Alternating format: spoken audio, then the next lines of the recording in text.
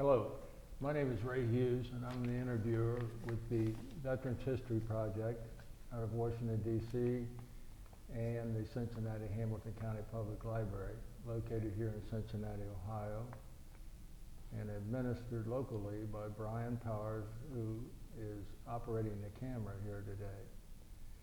Today we have the honor and privilege of interviewing Kenneth Paul Williamson, Jr., a Vietnam veteran. Is it all right just to call you Ken? Absolutely. Well, Ken, it's a pleasure to meet you. Nice to be here. And we normally ask a little biographical information first. Ken, when were you born and the date of your birth and where? August 28th, 1942 in Cincinnati, Ohio. I see. And where were you living when you were born? In Norwood. I see. And what were your parents' names, Ken? My dad's name is the same as mine, Kenneth, and my mother's name is Marie. Her maiden name was Hoffman. What did your dad do for a living, Bob? He was in security at the Cincinnati Millicron Company. I see. And did your mother work? No, she didn't. Did you have any brothers and sisters? I had one brother, younger than me. His name is David, and he's passed on now. I see. And what church did you folks belong to? We belong to the Salem Evangelical and Reformed Church in Norwood. It was an old German church because my family was from Germany, on my mother's side. And what grade schools did you go to? I went to Sharpsburg in Norwood. I see. And then high school? High school was Norwood High School. Norwood High School. Mm-hmm. And what year did you graduate from Norwood? 1960. 1960? Mm-hmm. And after graduation, what did you do? After graduation from high school, I should say. Well, after graduation from high school, I worked for a year, saved up for college, and went to Ohio University and studied photography. I see. And Ohio University, Athens, Ohio? Athens, Ohio. Mm-hmm. I see. And did you complete all 4 years there? Or? I did. So you graduated in 1964. Well, 66. 66. Took me a little longer because I had to work my way through, so I had to stretch it out a little bit. Okay. Yeah. So in 1966, what did you do after graduation from Ohio? Well, I got a job with the Defense Intelligence Agency in Washington, D.C. at the Pentagon. As a civilian? As a civilian. I see. Mm-hmm. And so you were living in Washington, D.C.? Yeah, my wife and I were living in Washington. We got married while in our last year of school. I see. Well, let's back up just a bit so we have a right chronology here. Your wife and her name? Her name was Janet. And her maiden name was? Her maiden name was Sink. S-I-N-K, just like the kitchen. Okay. And you met at Ohio? We met at Ohio University. And we dated for about 2 years. And in the end of my junior year, I had to drop out for a year to get some more money. Okay. And my parents didn't have money to send me to college, so I worked several jobs to do that. And we didn't have the fancy loans and credit cards we have today. Yeah. And I'm thankful for that because I didn't have any debt when I got out of school. And when did you folks get married? In 1964. And June of 64. What was the date you got married? June 19th. June 19th of 64. Mm-hmm. And did you have children? No. Later on we did, yes. I see, yes. okay. Yes. So how did you get associated with the, Defense Intelligence Agency? Yes. Well, there was a recruiter that came to Ohio University, and they were looking for photography degree graduates, and it was right after the Kennedy thing at the Bay of Pigs, and he started the DIA to be more super secret than the CIA because he felt like he got a bad deal from the CIA on the Bay of Pigs deal. So they were recruiting college graduates at that point in time, and they recruited 2 of us from Ohio University. And it took them about a year or so to get our clearances.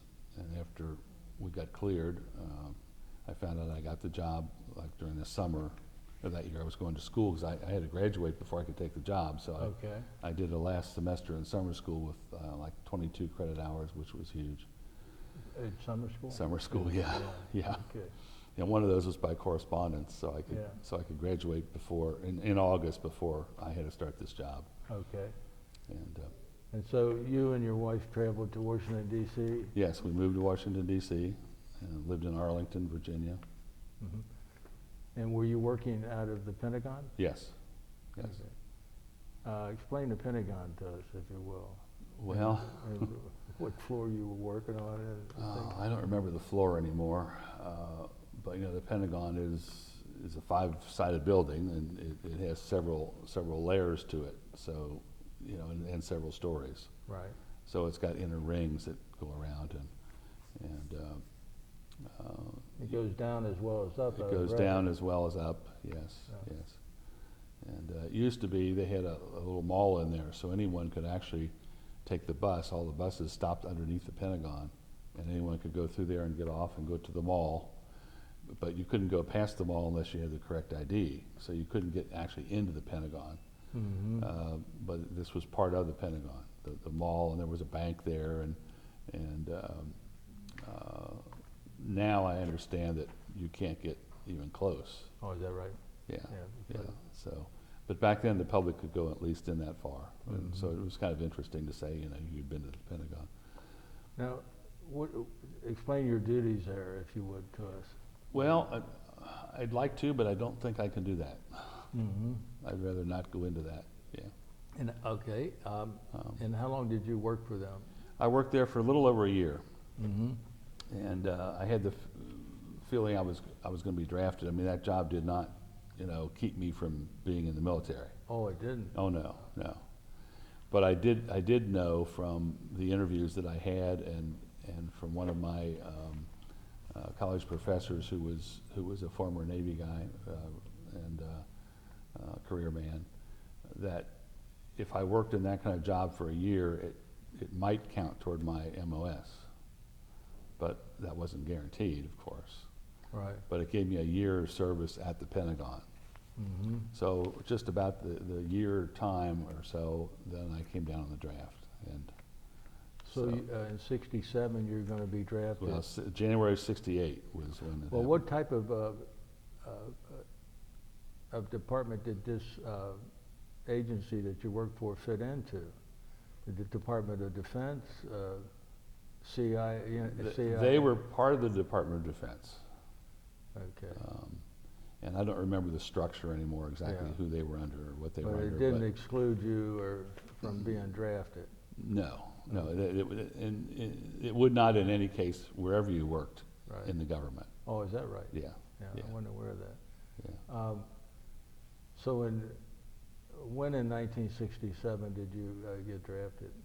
It was 68 actually. I'm sorry. It was January the 19th, 1968 is when I got my notice to report. And you got that while you were in Washington. Yeah.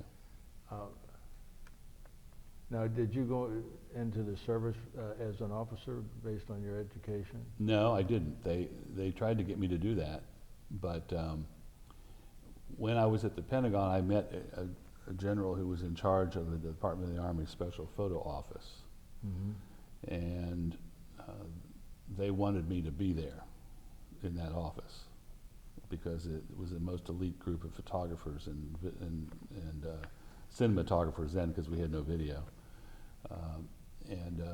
The guy really wanted me there, so he said, when you get to your destination, basic training, put your name and address on a postcard and send it to this address, and we'll see what we can do. So I did, and when I got out of basic training, I went right back to the Pentagon. Oh, you did? And but I was in a different department. I was in this special photography department, and our unit was actually they had several photography units around the country. I believe there were 5 of them in DASPO. Can't remember now, but there was a unit in Panama. There was one in Southeast Asia. There was one in the U.S. And I don't remember where the others were, but they were in charge of gathering any kind of photography or film that the military used, either for training purposes or for documentation purposes or anything. So they sent us to Fort Bragg, North Carolina, because it was close to the airborne units there. And if we were needed to cover some operation that they did, we would cover that. For instance, if we had an operation that was going to go to Vietnam, we could cover that operation like to Vietnam, and then the Vietnam unit, the Southeast Asia unit, would take over. Or if they were going somewhere else, we could cover that all the way, even on the plane, and then come back. So we did all kinds of things. I spent, well, everything we did, we lived in hotels and wore civilian clothes. We didn't dress like military people. So one job I had was in Colorado for 3 months, documenting a training exercise, doing some research with some special equipment, and it was all classified.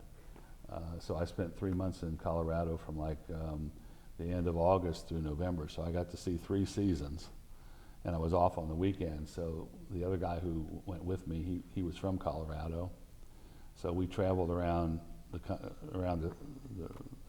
Now your wife's state. with you? No, she's back home. She couldn't travel with me. Okay, Yeah. and by back home you mean Cincinnati? No, she went to North Carolina with me. Okay. Yeah. So none of our wives could travel with us. I mean, it was a military operation. Okay. So even though we were in civilian clothes. And then another time was when they shipped the National Guard to Vietnam, a part of the National Guard, and they left out of Seattle. So we had to follow them to Seattle and film what was happening in Seattle and them getting ready and mobilizing there. So there were assignments like that. Another interesting assignment I had was part of the team that filmed the Nixon inauguration. And I had come down on orders for Vietnam at that time, but I completed that assignment. I did another one. That would have been January the 20th, 1969. Yes. Okay. Yeah. I don't want to interrupt you, but I'm curious, all of these documentations that you have finished and worked on, were any of them ever shown on TV? Not to my knowledge. Like getting the National Guard ready to go to Vietnam? I doubt it, because it was all top secret stuff. Mm-hmm. So I doubt anything ever made it to TV, unless today someone's maybe doing a documentary and it's become public. Yeah, I was just curious about that. Yeah. So, tell us about the Nixon inauguration. Well, it was a little strange. We got sequestered in an apartment building 24 hours before, so we were not allowed to leave. And then the Secret Service came and got us and trucked us over to the locations where we were each going to be. So I was actually right across from the White House at the reviewing stand. That's where my location was. But we had other guys who were down at the Capitol, and they were inside the White House. I mean, there were other positions, Yeah. But I was right across from the reviewing Now, did stand. you get to meet any of them on the first? No, Just never got that just- close. Now you're running a cinematograph, did you call it, the type of movies? that- Cinematography. Cinematography, Yeah. Okay, all right. Go ahead, I'm sorry to interrupt. Oh, that's. I was done with that. Yeah. Okay, so after the inauguration, what happens with you? Well, then I came down on orders for Vietnam during that time, and so they have to give you a 30-day leave. I mean, that's just mandatory. You just Okay. you don't ask for it. They just give it to you, and they tell you got to do a 30-day leave. All right. So that 30 days allowed my wife and I to move her back to her mother's house in Middletown, Ohio, Mm-hmm. and then 30 days later I went to Vietnam. Now, had you folks had any children by this time? No. No. No. Okay. No, but my wife was pregnant when I left for Vietnam. Oh, okay.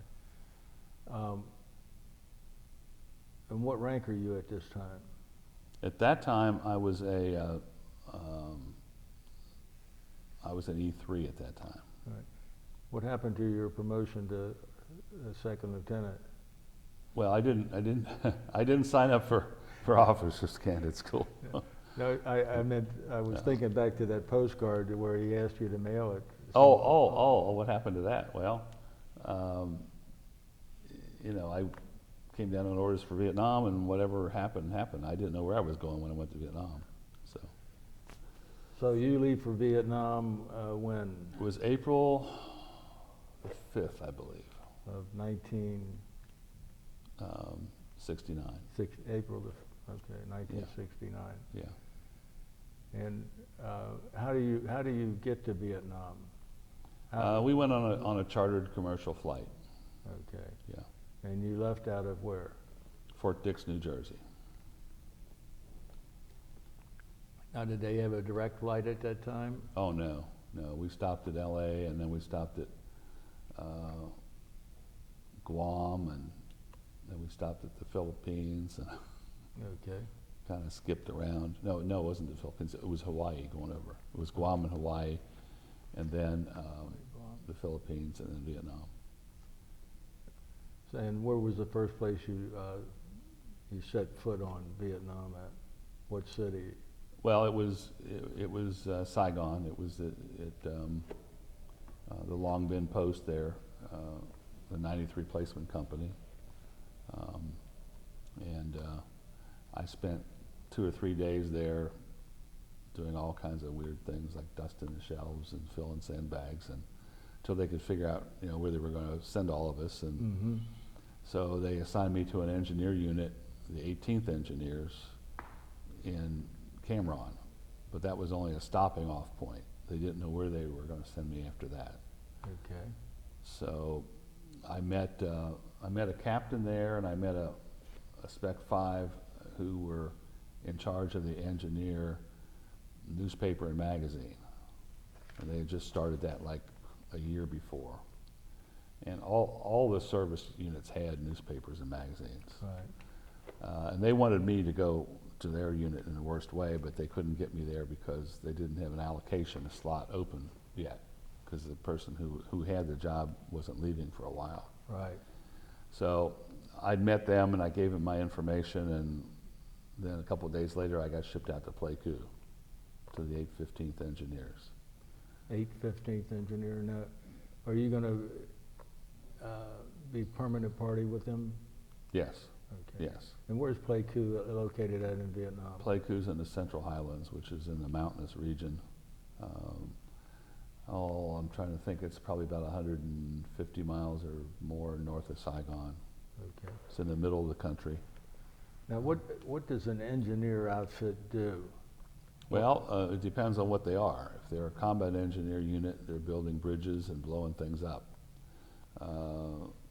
If they're a construction engineer, like we were, I was actually under the 937th Combat Group, the 815th was. And the 937th was under the 18th Engineers. Okay. So that's how that filtered down. I was in what was called the construction engineers. And although I did work for both the construction and the combat engineers, Okay. the 815th built most of the roads. There were 2 major highways. There was Highway 19, which went from Pleiku all the way to the coast and met up with Route 1. And there was Highway 14, which ran north and south. And Highway 14 and 19 were both dirt roads when we got there.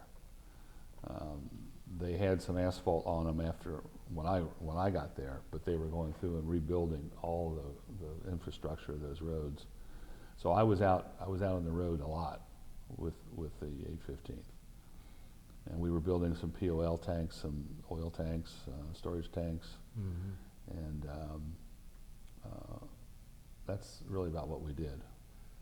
And you would take, you took pictures of the different construction projects and things like that? Yes, yes, Now, are you doing classified work while you were in Vietnam? yes. Okay. Yeah, a lot of my work, as you know, I wrote a book, and I have a lot of photographs in the book. But anything that was classified, the negatives and the prints stayed with the military. Most of the stuff that I shot was like scenery and people I knew and You know, some machinery and whatever certainly wasn't classified. And of course, scenes of the bases and all that. But yeah, a lot of the stuff I did was classified and went into classified reports that went back to the Pentagon and to other places. What are some of the duties or places you had to go while you were there? Well, almost every town around Pleiku I went to. Khartoum is about Now you're following a group of men, obviously. Then usually, or I'm joining up with them. I traveled with either one of the construction supervisors or a surveyor, and we'd take a Jeep and we'd go out on our own. In order to reach the work site, we'd go in convoy in the morning because that was the safest way to go. But there were times when we'd be out there by ourselves. And so we had plenty of weapons aboard our Jeep in case we ran into some problems, but I'm thankful we never did. So they had all the earth moving equipment and things of that? Yeah, they had all the earth moving equipment, the asphalt equipment, and they built a rock quarry and made their own asphalt. They had an asphalt plant, and then that would have to be moved every so often because you can't truck the hot asphalt too far with it and still use it. So we'd have to keep moving these rock quarries and asphalt plants around. So I had to document that every time they moved it. You think those highways are still operable over there, or usable? Oh, they are. I drove on them in '98 and 2005. Okay. Yeah. Did you have to go anywhere near the I guess what do you call it, the DMZ? I was near the DMZ once while I was over there. And of course when I went back in '05, we stood on the DMZ and got our pictures taken. Yeah. But did you work with any Vietnamese people while you were there? yes, I did. I did a news story, which is sort of a second part of my career in Vietnam, on the Vietnamization project. And by Vietnamization, I'm having trouble with the word. That's but okay. I have trouble what with does it that too. mean? Well, it's when Nixon said, we're gonna pull out of Vietnam, but we're gonna train the Vietnamese to do everything we do, and it'll be a 3 or 4 year process, and so the engineers had to train the Vietnamese engineers how to work with all the machinery and build a rock quarry and run a rock quarry and maintain trucks and all those kind of things. So how did you find working with the Vietnamese? South Vietnamese, I should say. South Vietnamese, yeah, they were fine to work with. I mean, they could be a little slow at times, and I wrote about that in my book because they haven't been exposed to things like that like we have. In the United States, if you grew up, and had a father who was a carpenter or had an uncle who was a mechanic, or you got exposed to all those kind of things. Right. Or farm machinery, when you're a kid, you're out there running a tractor. Right. But they didn't have that kind of exposure, so they had a lot more to learn than we did, and they were very careful about it. They were very methodical about it. Now, how did you communicate? Some of them spoke English, but we had an interpreter. Whenever we'd go out to talk to them, we'd have an interpreter with us. I see. Tell me about the weather in Vietnam. Well, Or tell us. It can be different depending on which part of the country you're in at the time. So, I hit it just right when the monsoon season started. So when I was in Pleiku, we could have 18, 20 inches of rain a day, and it might rain like that for weeks and weeks and weeks. You didn't get out in that much? Oh yeah, Yeah. We still had to do our job, and at night, I pulled guard duty on the perimeter 5 nights a week. Oh, We did you? We didn't have enough guys to, outside to do it, so I pulled guard duty on the perimeter, and Now, did you ever have any, I guess, incursions or anybody trying to? yeah, Fire. we had some people trying to get through the wire quite often. But normally, if we saw movement in a wire, we'd call it in, and then they'd send the planes in and start firing off the rounds and sort of taking care of it that way. Uh, Yeah, I was never in a firefight, although I know some guys who did exchange fire on their perimeter. And so you had to pull that duty every night then, huh? Yeah, well, 5 nights a week is usually how often I pulled it. And then I was trying to get off the guard duty thing because my wife was pregnant, and you know, I was having to do my regular job during the day, and so the guy who ran the movies, the projector for the movies that the Red Cross sent in every night, he went back home. It was the end of his tour, and we're looking for somebody to do that, and the sergeant picked me to do it because I was a photographer, so I guess he figured photography and movies go together, Right. so I could do it, no problem. So I got off guard duty then, and I stayed up and ran the movie 2 different times till 1 o'clock in the morning. I see. Yeah.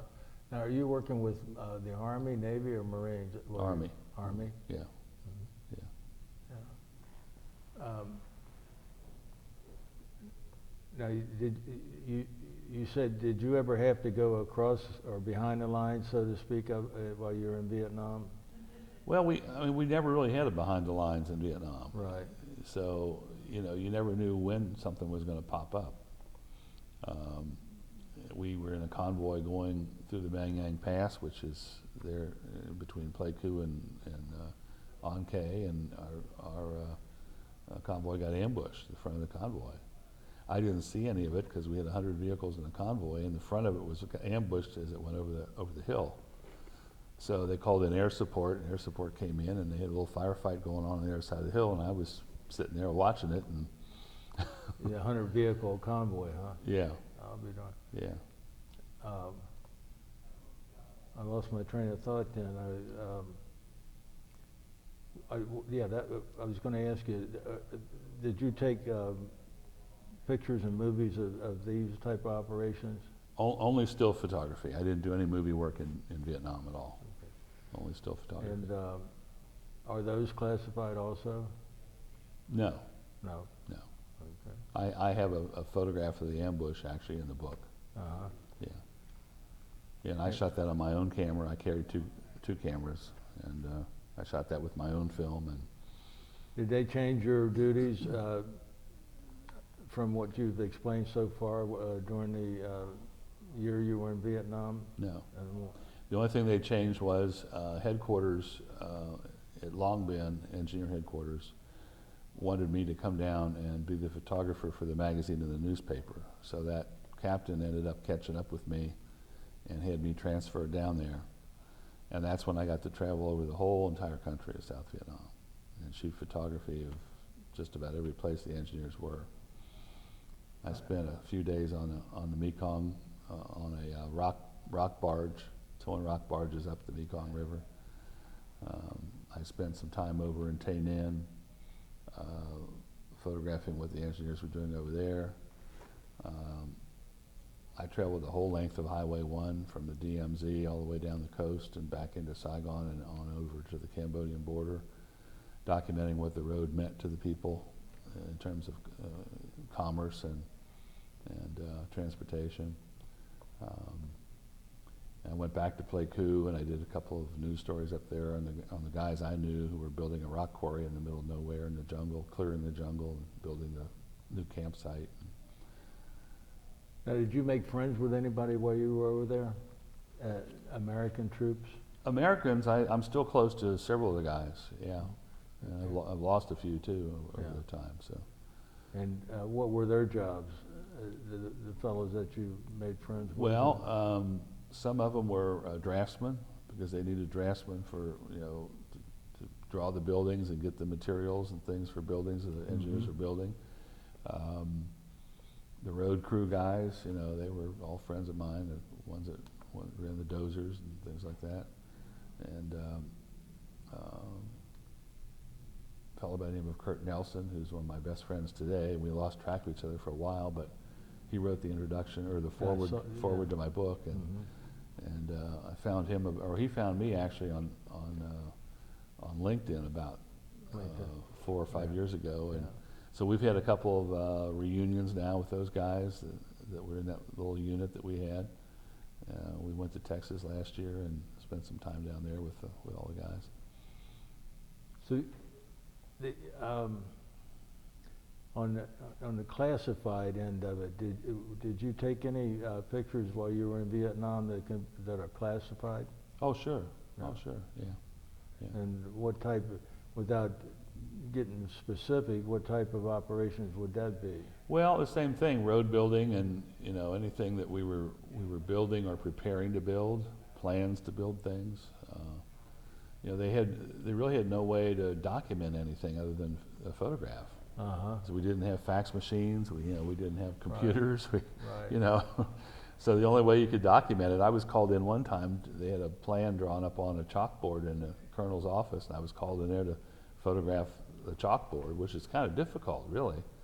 I mean, today it's a little bit easier with the digital and lighting we have, but back then, I mean, you got this white chalk on a black board, and it's two extreme values in photography, black and white, and how do you see them both at the same time? So, Yeah.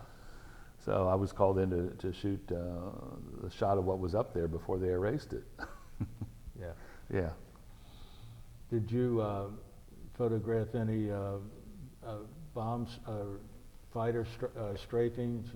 Or No, that any, wasn't in my job description. or any B-52s flying over? No, I heard them. Heard a lot of them, both flying over and dropping the payload. Yeah. Yeah. Now, how far away would you be from the payload? Oh wow, it was a long distance. I mean, when I was at Long Binh Post, I'd say the Cambodian border had to be at least, I'm going to guess now, maybe 50 miles, maybe further. Okay. You know. Did you ever get into Cambodia or? No. Or Laos? There were people over there. We knew there were, but we couldn't cross the border. I mean, that was totally off limits, and all the borders had huge rolls of barbed wire, 10 feet, 15 feet tall. So we're not going to cross the border. Yeah. If you would, go on with your everyday affairs there while you're in Vietnam, and the different cities and the Vietnam people that you might have met. And well, one interesting trip was the trip up the Mekong River on the rock barge, because I went down there with another veteran, and he's passed on now too, but he and I remained close over the years. But we often did news stories together, because he was a writer and I was a photographer, and not that we couldn't interchange, because he was a photographer and I was a writer too, but we had our MOSs, and so that's what it was. But we were scheduled to go down to Vung Tau and meet the CEO of the unit down there, and they were crushing all the rock at a rock crusher on the coast, and then we were to follow it all the way to its end, which was up past Canto. So we didn't know when that barge was going to leave, so we were sitting there for 2 or 3 days doing nothing, and about 2 o'clock in the morning they came over and woke us up and said, "It's time to go." And so we gathered our stuff together and we went down to this rock barge. Well, the tow boat for it was a Philippine boat, and they were all contractors to the military. And so we were a little worried about that, because we didn't speak any language, for the Philippines. And but they mostly spoke English. They were very nice to us, and we got on the boat and on the tug, and we spent almost till dawn till they took off. They didn't leave till almost sunrise, and the boat was sort of full of red roaches and things like that, so it wasn't exactly the best place to be. But the trip up was very interesting, as we got to see all the different towns and the way people lived. It was different because they were living on boats. They're not living in Mekong houses. River is a big river.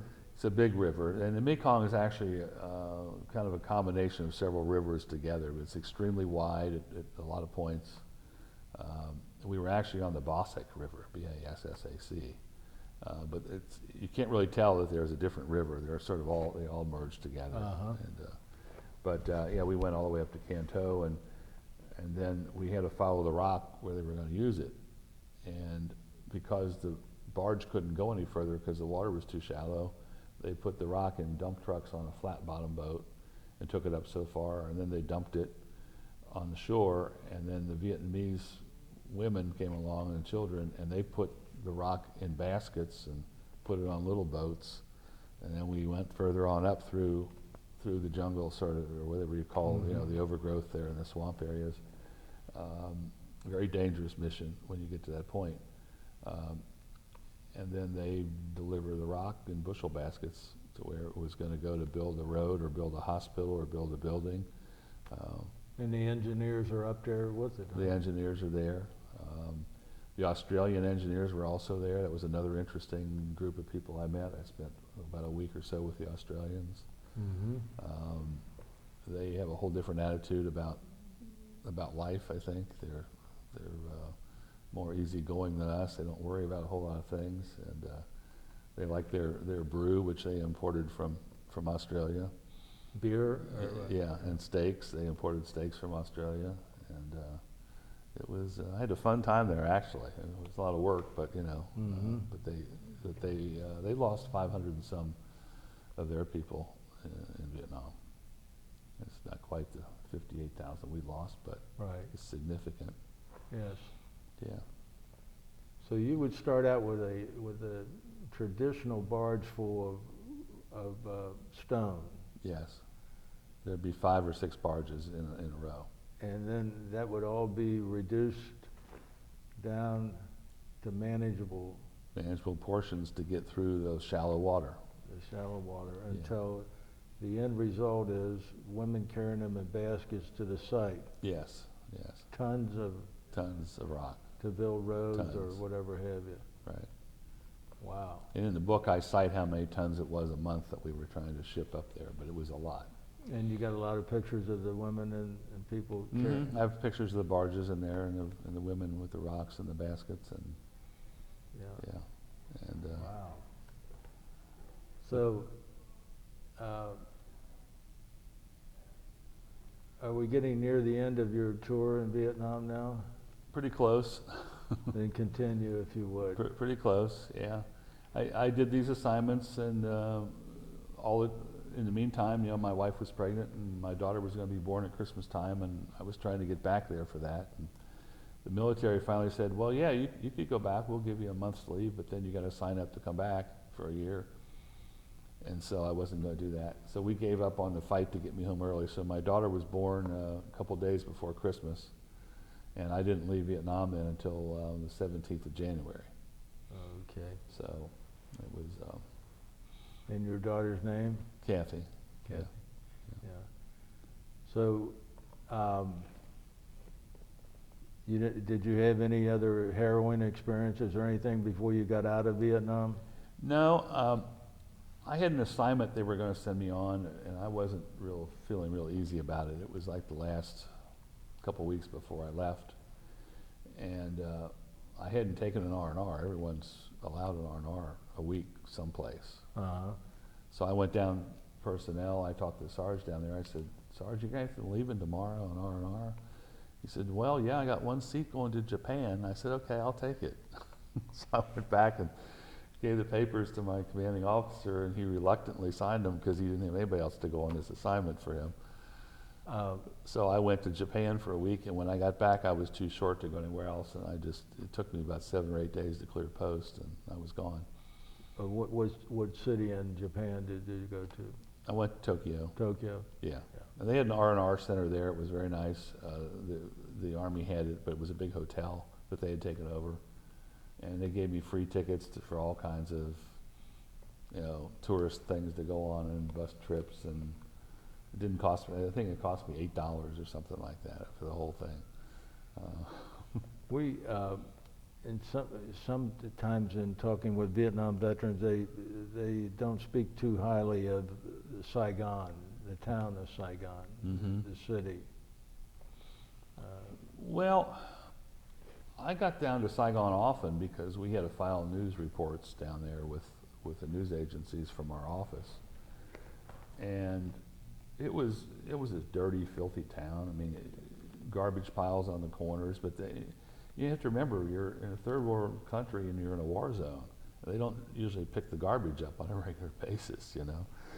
And you had the prostitution, and you had the thieves, and you had the crooks, and you had the kids that would come up and pull on your shirt and ask you for money, and while they're pulling on your shirt, there's 6 more of them taking your shoelaces and your buttons and your watch and whatever else they can get their hands on.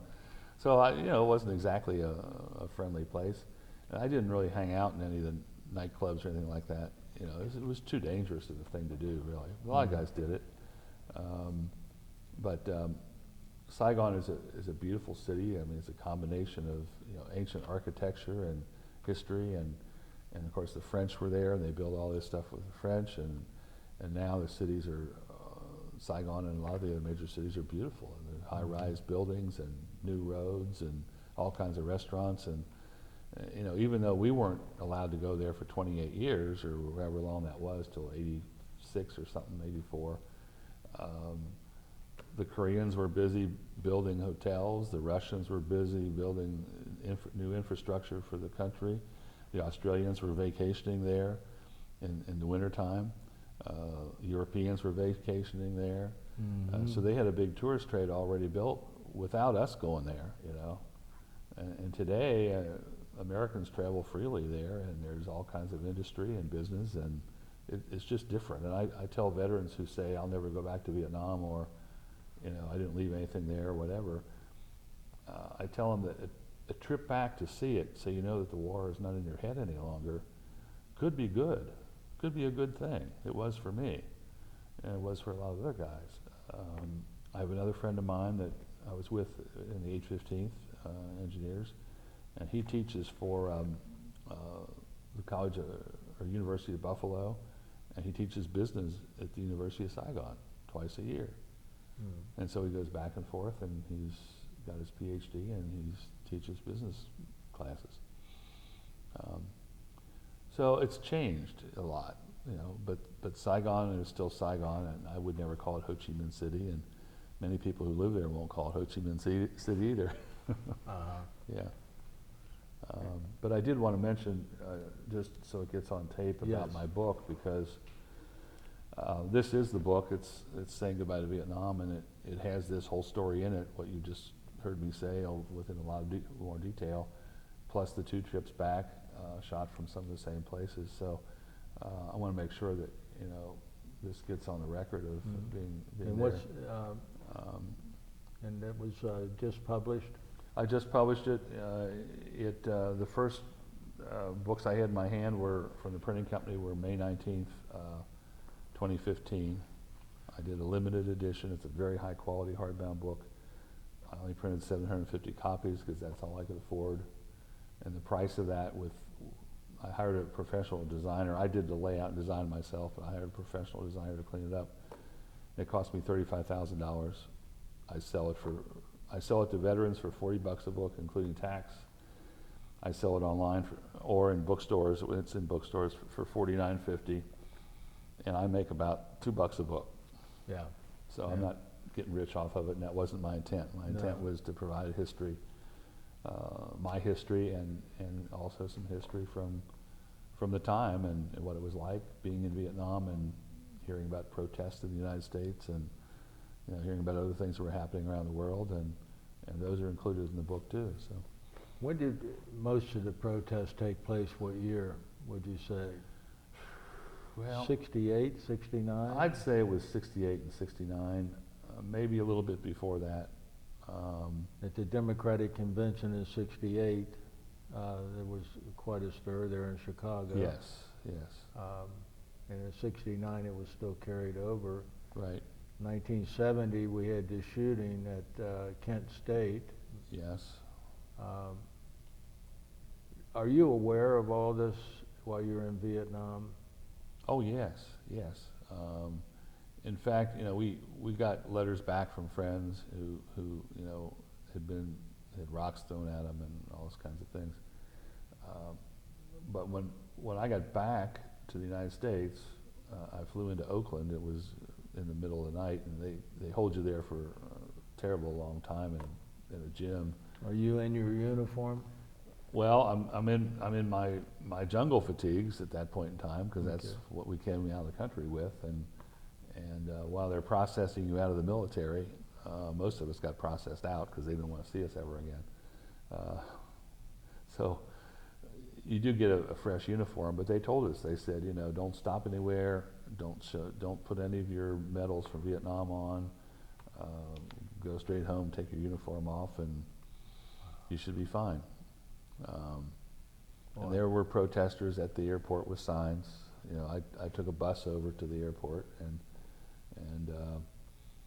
you know, I didn't have any luggage really. I had nothing with me. I mean, there's no luggage to have because everything was shipped home the value that I wanted to ship. And I had a black bag with my camera equipment in it and all of my negatives and pictures that I had. It's in a little black carry-on bag, and that's all I had. But we were told that you know, not to stop at any restaurants or bars or talk to anybody about Vietnam, and just get on the plane and go home, or on the bus, or however we were going to do it. Yeah. Yeah. Tragic. Yeah. Yeah, very tragic, very sad. Now I understand you went back to Vietnam. I went back in 2 times, in 1998 and again in 2005. In 98 I went back by myself, and I went back for 2 reasons. One is I was working on a documentary film about women who served in Vietnam, and I wanted to get the communist government's permission to shoot film there, and I did get that. And my other reason was I wanted to shoot photographs in some of the same places where I had been, because I always had this book in mind. Ever since the day I left Vietnam, I had this book in mind. So I took a lot of photographs with the book in mind, but I didn't know how I was going to write it or what I was going to do with it. And so I took all these photographs in the same places when I went back. You know, the orphanage that we used to help out at, the church was still there, and I've got pictures of the kids that are living there. That orphanage have a name? It did, but I don't know what it is. It's not the one that's being taken care of by the guys here in the States. That one's in Khartoum. I know where that one is. But that orphanage is no longer there. Oh, okay. The church is there, but not the orphanage. So I wanted to go back to all these places, and I did that. And every single day when I got there, and I don't know how much time we have left, but this could be a long story. As much as you want. This could be a long story. I got to Saigon in the afternoon when I went back in 1998. And I went through a company called Global Spectrum in Washington, D.C. They're specialists in tours like this. I put my own tour together, where I wanted to go, how long I wanted to stay there, what I wanted to see. And they provided me with a driver and a guide for 15 days. And so they picked me up at the airport. They dropped me off. Well, we did some sightseeing that day and took some photographs. They dropped me off at the hotel. They said, it's 3 o'clock in the afternoon, we're leaving you now. But there's all kinds of restaurants around. Just when you're ready to eat, come on out and pick one, you know. And there's a Hard Rock Cafe down the street. And I thought, well, you know, Hard Rock Cafe in Vietnam, what do you think, you know? Yeah. I didn't go there, but. So I went back to my room, and I had taken some photographs that day, and there was a photo studio right next, you know, processing place right next to the hotel. So I dropped them off. The guys helped me do that. So I went down, picked up the photos, went back to the room, and I cataloged everything and wrote notes about it. And so it's time for dinner, and I go outside, and it's just now getting dark.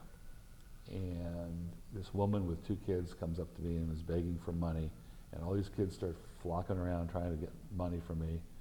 And it was like more than I couldn't take it. I had to turn around and go back in the hotel. Well, I did that 4 times, 3 times, 4 times, something like that.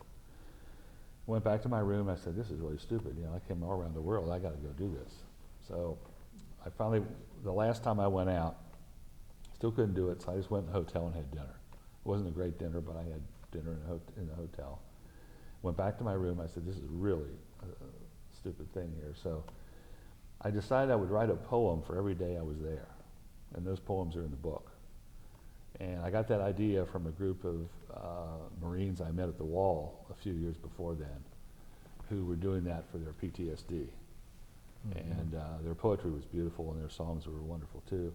I spent the whole day with them. Didn't know them. I mean, just we just hit it off. So I did that, and all those are in the book. There's one for every day, and I write the book's all chronological, so they're all in there. But I went back for two reasons, and I expressed what those were then. A few years later, after I joined the Vietnam Veterans of America, I'm the president of the local chapter now, but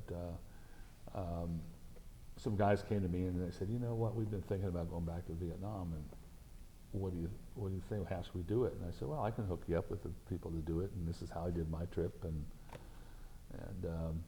so one thing led to the other, and they wanted me to go with them.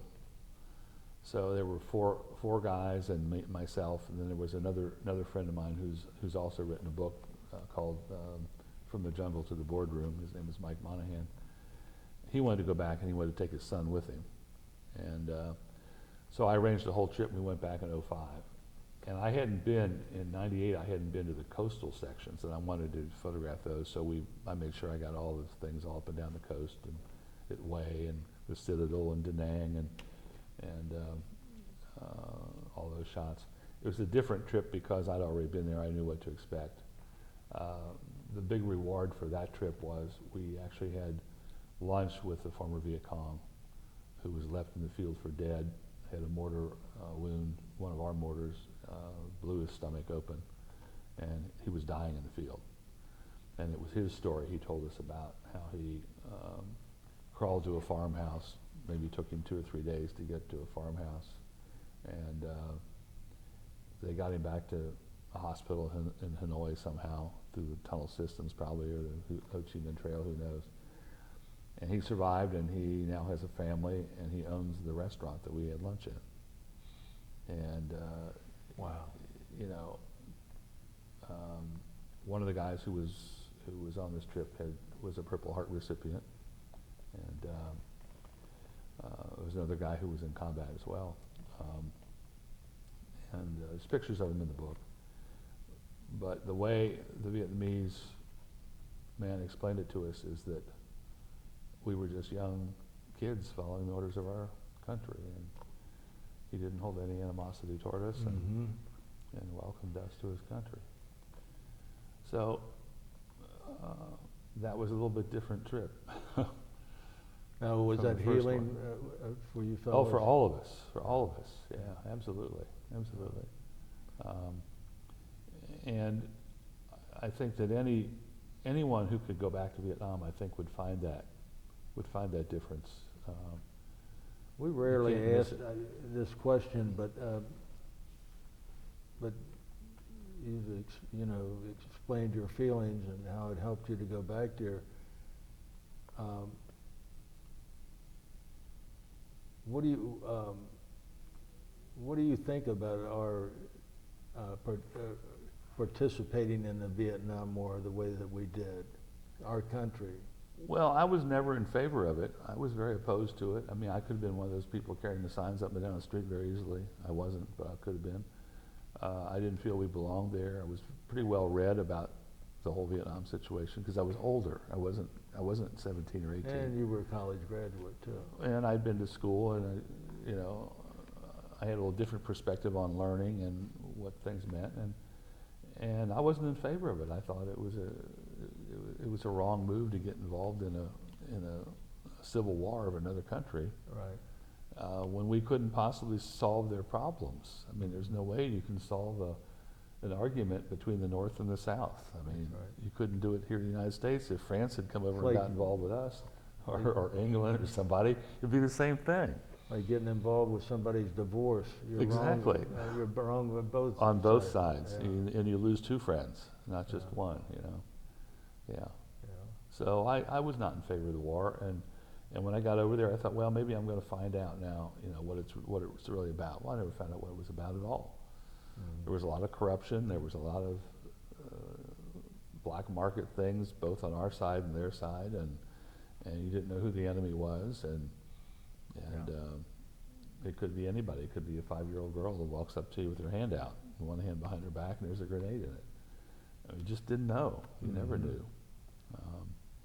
And you didn't know who in South Vietnam was really from North Vietnam, because a lot of them were from North Vietnam. They had moved down there to escape the communist government, but you know, it's like people infiltrating our country today. I mean, we've got this big border dispute going on, you know, and our enemies are coming into our country, but they always have.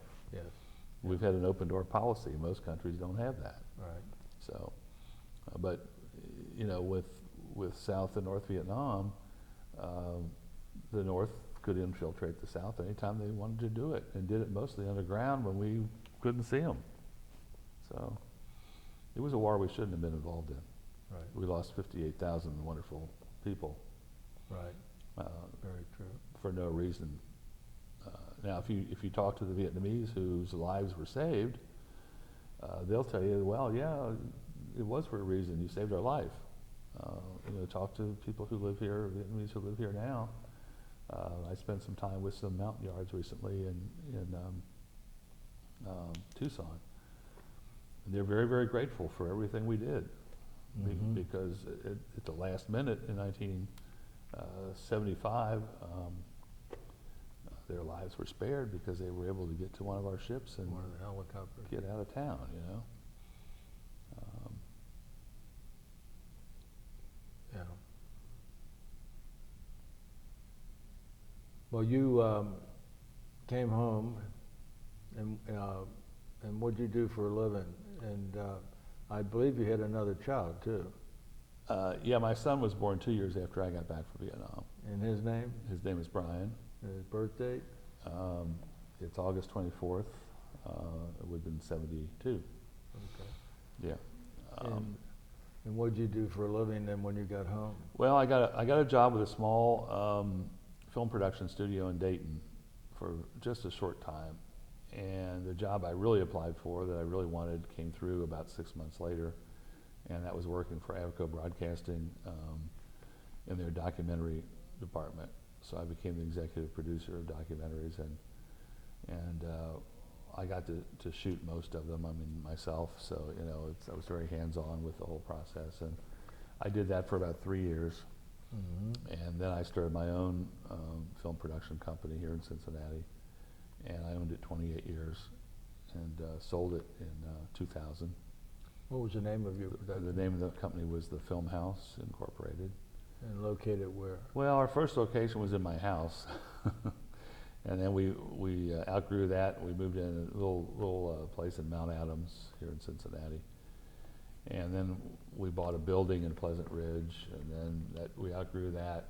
And then we had PR Duke build us a nice office suite out in Kenwood, and then we moved from there downtown, and we had offices at 6th and Main for a number of years, and then I sold the business in 2000. And I went, I have a real estate license, still have it, so I sell real estate. But in between that time, there was another company here in town called On Location Multimedia, and they hired me to come be their CEO and turn their business around, and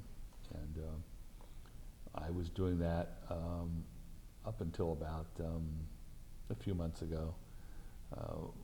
Multimedia, that's a well-known name around here. Yeah, we did large corporate projects. We did the project that's over at the museum on the big high definition screens. That was one of our projects. But we did a lot of larger corporate projects, and I did that in my company too. And I also specialized in amusement parks. I worked for about 53 different amusement parks around the country and doing TV commercials, and also in Europe and Asia. Had some clients there too. Oh yeah. But when the big recession hit in 2008, it really killed our business. Plus, the whole digital what would you call it, revolution happened, when everyone thinks, you know, they can produce something on their iPhone here. And you can. I mean, you really can. The thing that corporations miss is the psychology behind why you're doing it. So, you know, in the writing of the script and the explaining, I mean, that's something they still need professionals for, but I've shot some great photos on my cell phone too, but I have a professional camera.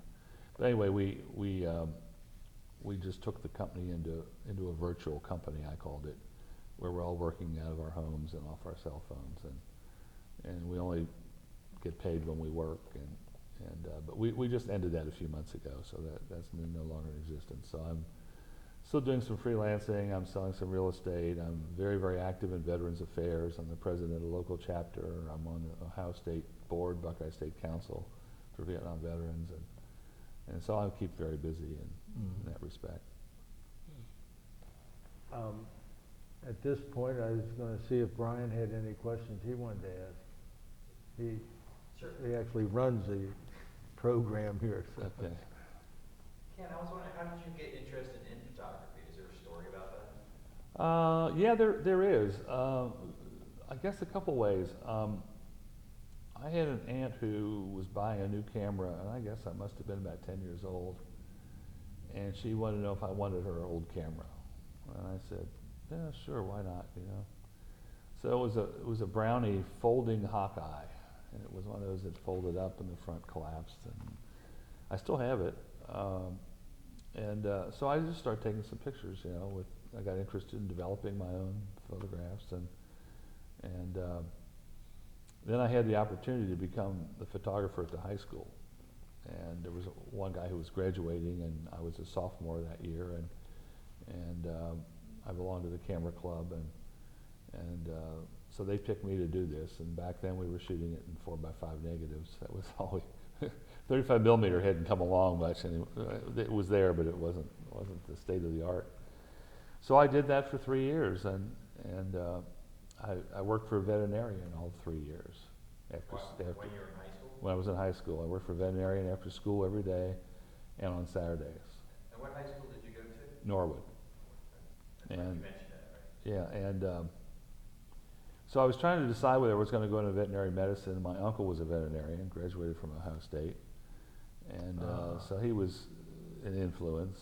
It was either going to be a photographer, or it was either going to be veterinary medicine or advertising with photography, and that's what I decided on. So. How did you decide? Was it because there were more girls in photography? Veterinary school? Well, that could. I don't think there were any girls in veterinary school at that time. I don't think women even thought about that. But no, I just felt like I was more suited for it. I don't know how I don't know how I made the decision, but you know, maybe it was that 9 years of medical school didn't seem like something I was interested in committing to, you know, perhaps. But I had gone to a seminar during the summer for journalists, high school journalists that Ohio University had, and I got to know about their photography school, and they were listed. They still are listed in the top 10 in the country. And so I decided I was going to go there. So I worked for a year out of high school and saved up and went. And that's how I got there. And you said that a recruiter came to the university. Yeah, a recruiter for the Defense Intelligence Agency, yes. So what was his selling point? What would he say that you decided, I'm going to go with this guy, or I'm going to take this offer? Or was there anything, an appeal or something that just seemed interesting? It seemed interesting, and because it was a new agency, you know, it wasn't the same old stuff we've had forever. It was a new agency. They were interested in college graduates to move up into management eventually, and it just seemed like there were so many opportunities I could have to spring off of that. That's why I decided to do it. And when you were working with them, were you provided your own equipment? I mean, was it more? I mean, from what you had in college, was it new equipment that you were working with? Was it different? Well, I'll just say it was different. Yeah, I'll just say it was different. Secret. Well, there were a lot of things that were being developed then, you know, and I can say this about it, that it wasn't just 4 or 5 years ago when they could identify license plates from outer space. So there was a lot that was going on in developing new technology and developing new methods of photography, and that made it interesting. And what about when you got into the military, when you went to Vietnam? What kind of, were you bringing your own equipment that you were comfortable with, or you provided the equipment? Well, they were supposed to provide me with the equipment. I did take my own camera with me, but when I got there, their camera was broken. They had no film and no chemicals, and they couldn't get any. They couldn't get supplies. So my wife purchased all of that and sent it to me. So I was actually buying my own film and my own chemicals to process the Army's photographs then. So they did have a dark room of some sort that you had access to? Yes, they had a dark room, and it was my dark room. I mean, I had a lock and a key. I mean, I'm the only person who used it. And yeah, it belonged to my job, and I spent a lot of time in there. You know, it wasn't air conditioned. We had a fan that I had to buy, but it was in an old. I called it the dark room in the bunker in the book, but I recently discovered what the bunker really was. It was a 1 foot thick concrete wall building that was the old French ice house, and of course it had a tin roof on it. Now what it had on it when it was an ice house, I don't know. Bake, yeah. But it was very, very warm inside. I was wondering, how difficult was it to maintain your equipment in Vietnam? I mean, I guess the weather changed, but what kind of things did you have to do to protect your equipment? I got a lot of the little silica gel packages. The first thing I did when I got there is I went over to supply and got an empty M50 ammo can, because it seals around the top. It's got a rubber seal, and I would store my camera and my lenses in there all the time. Even when I'm on the road, I didn't have a camera bag. That was my camera bag, and I still have it today. But how did you carry that? it has a handle on the top of it. Yeah. No strap? No strap. I guess I could have rigged something up, but you know, it was heavy too. But yeah, I just throw it in the Jeep, and when I got ready to take photos, yeah, I'd take it out and take the photos and put it back in the can. And it kept it from getting all the dirt too. I mean, we had red dirt like in Georgia, and it's real fine and a very dirty place. I mean, it's not good for equipment. Processing the film, as I explained in my book, was a real chore, because we had lake water that they'd bring by and put in a homemade tank up on the roof, and so I'd process the film in lake water, and I worked out a deal with the mess sergeant that I could get ice a couple times a week so I could cool my chemicals to the right temperature. I ordered some special chemicals from back in the States, so I wouldn't have to wash the negatives as long and the prints as long. And I set up a little quality control system, and you can see the photographs in the book. I mean, when you look at the black and whites, they're pristine. I mean, they're not junk, you know. Did you have other guys over there that were kind of like camera guys, I mean, people who were into photography that you sort of talk with? Yeah, there were a few. In fact, I talked the commanding officer into letting me do a camera course, photography course. I taught it on Tuesday nights, and it got me off guard duty on Tuesday night, so it was a good thing. But I did a 12-week course where I went to him and I said, you know, these guys are buying these new cameras and they're all frustrated because their pictures are turned out terribly. They don't know how to use them. So we ought to be able to do something for these guys, and I'm willing to volunteer, you know, to do this course. So I did. But yeah, there were guys there, and then after I got moved down to Long Binh and got with those guys, there's only 5 or 6 of us in the detachment. It was a 26 Public Information Detachment, part of AECAN, which was the U.S. Army Engineer Corps of Vietnam. And Kurt Nelson had been to photo school, and he was the writer and the editor of the magazine, and wrote the introduction to my book.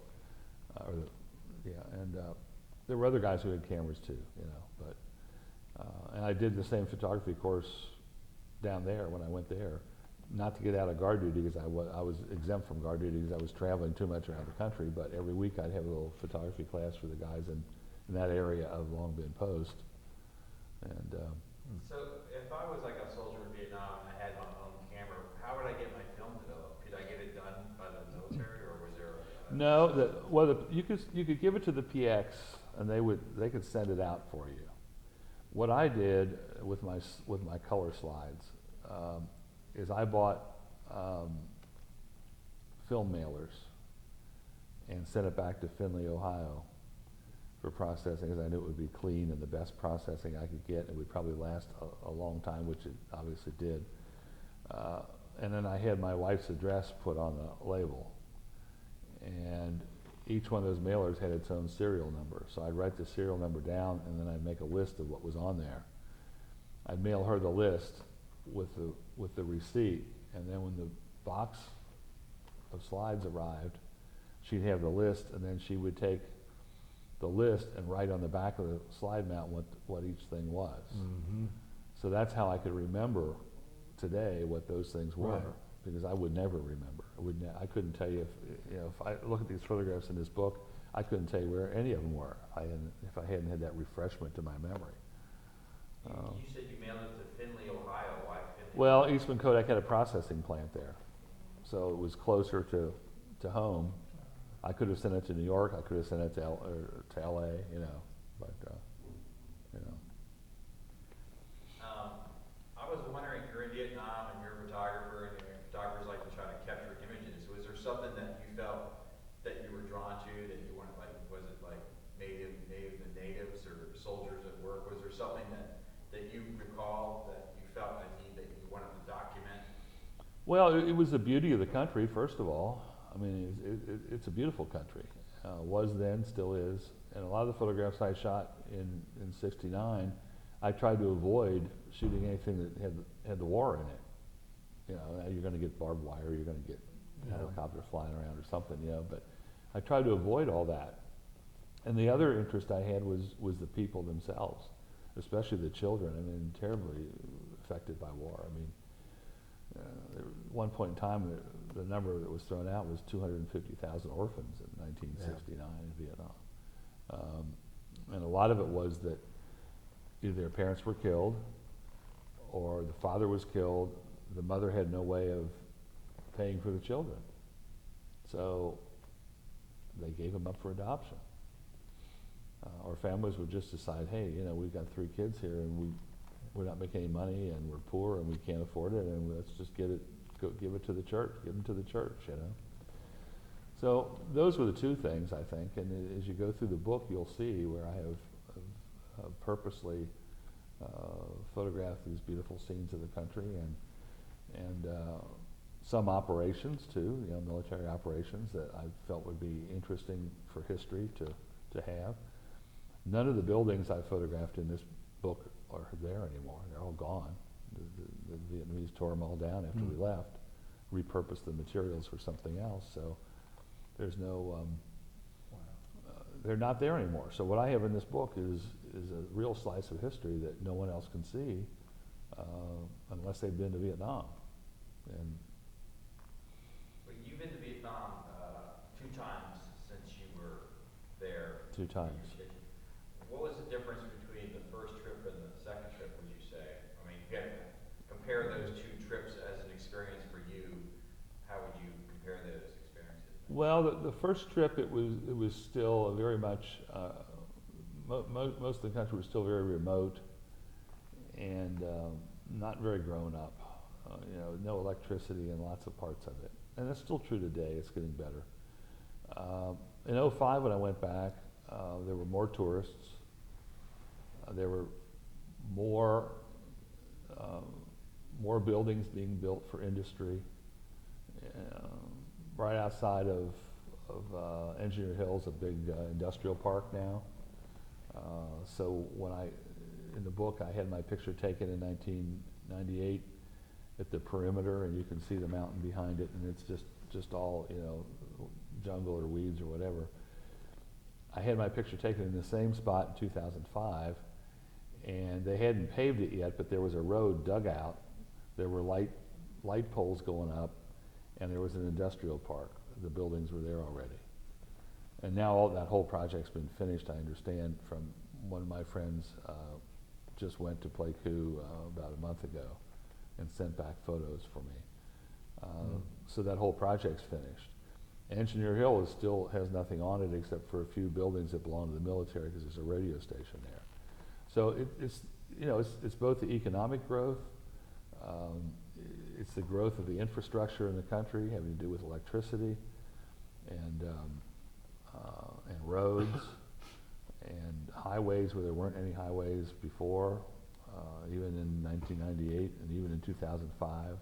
You know, there weren't major highways there. There are now. On Highway 19, the difference between 98 and 2005 is Highway 19 had some toll booths on it. So you have to stop and pay a toll every so often. So there, you know, a lot of different differences, really. You mentioned that you're head of your chapter. Yes, president. And you're involved with a lot of veteran affairs. Yes. When you got out of the military, were you still involved, or was that like a process that you came to when you decided to get more involved in veterans? Well, when I came out of the military, I definitely was not a joiner, and I definitely didn't want to even think about Vietnam ever again. I mean, that was my attitude. I mean, I hadn't looked at any of those photographs for years. And when I went back in '98, the president of the Vietnam Veterans Chapter 649 in Claremont County heard that I had been back and invited me to go there as a guest speaker. Now, I had just joined the Vietnam Veterans of America at large, at national, right before I went on the trip, about a year or so, because I thought I could get some valuable research from their magazine and their, you know, if I needed something I could call them perhaps. So that's the only reason I joined. I didn't join for any other reason. I had no intention of going to any meetings, getting involved in anything. And when I went up to the chapter and